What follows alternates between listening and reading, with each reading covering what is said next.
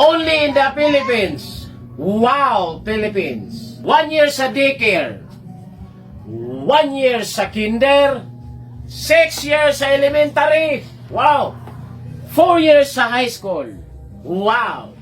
4 years sa K-12. Wow. 4 years sa college. Wow.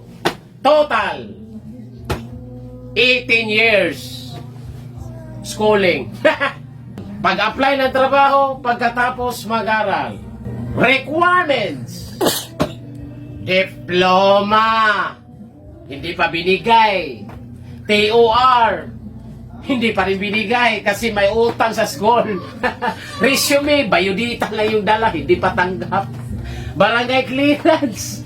Police clearance. NBI clearance. Hit pa. Birth certificate, hindi tumanggap ng local. Valid ID, nako, samot.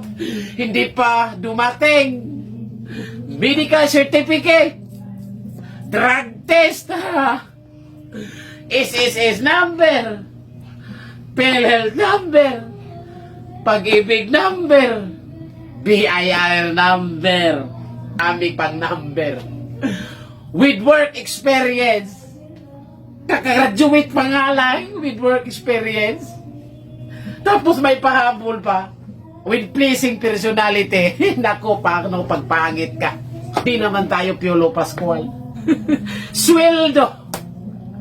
435 minimum wage earner Cebu. Cebu reta.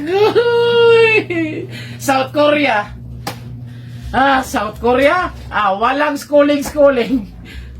Pass lang ka sa exam, kahit grade 1, kahit walang grado, basta maipasa mo yung exam, sahod mo, 80,000 hanggang 150,000. Anong pipiliin mo? South Korea, Philippines. South Korea na lang tayo, mag-review na lang tayo.